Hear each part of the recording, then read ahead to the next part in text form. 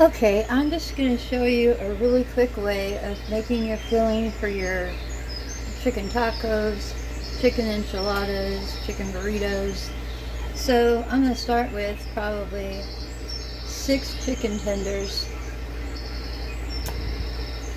I prefer those because you have less waste. Okay, then I like to top it with as much salt as I would normally put on my chicken.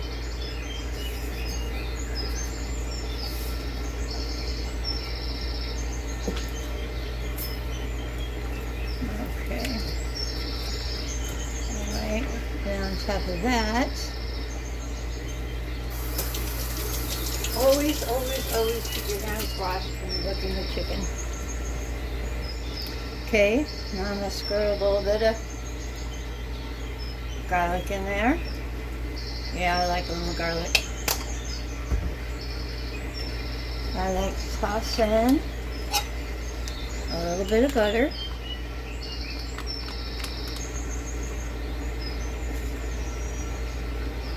Now, one of my key ingredients is salsa.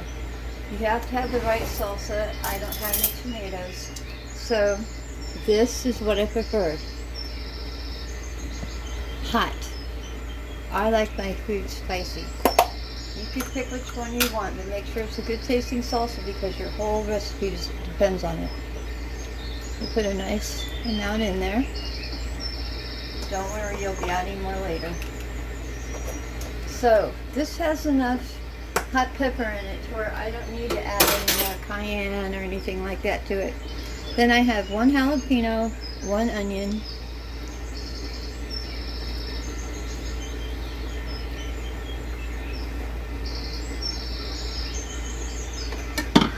I'm going to try something new because I just like the flavor. Who knows? But we're going to throw in a few sun-dried tomatoes on top. See how that works out. Don't forget your cilantro. Fresh is better, but you go with what you got. There you go. You want to add a little purified water. It's going to cook down. Okay, you could do this in the morning or the night before. And we're going to put this on for 4 hours on low. And then we'll come back and check on it.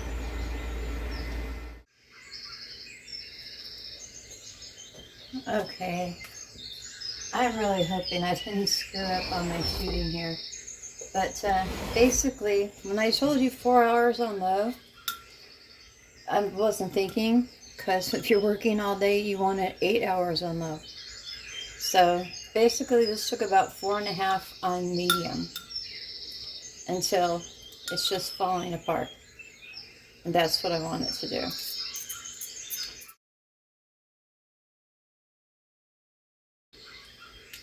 And that's all you'd have to do when you get home.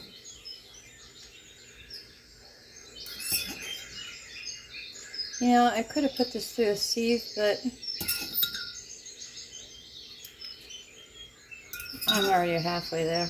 I'll speed this part up.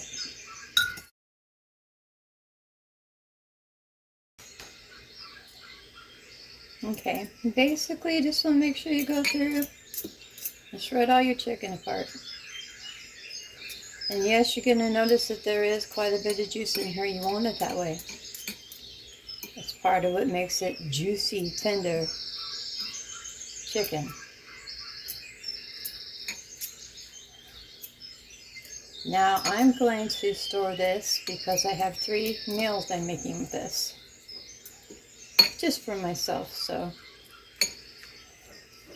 I'll follow this with a taco, burrito, and enchilada. But you got the basic idea. And then what you want to do is dump in. I'm just going to go ahead and take what's left in here.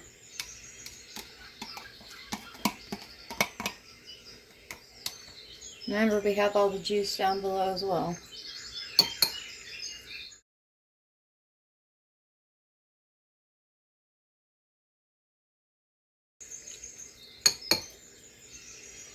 Okay, I'm going to let this cool before I put it away. And in my future video, I'll show you how it is that I take this out and put it in. And it's really not that big of a deal. It's just a little juicy. And believe me, a juicy burrito or a juicy taco is much more tasty than the dry one. So there you go. I'll try to take a better picture of that to put it on for the beginning. But that's how you could do it as well with beef. If you have a roast, or I wouldn't necessarily recommend doing this with hamburgers, but you know, any kind of steak, any kind of beef like that that you wanted to, pork possibly, I've never tried it with pork. This is chicken, and that'll be the most amazing chicken that you've ever had. So that's my recipe for you today. And believe me, as hungry as I am, we'll be following this up with a video here shortly. So there you have it. I'll give you a little bit closer of a look. I think I could do better with a picture. Anyway, you have a good evening, and I will as well. Bye.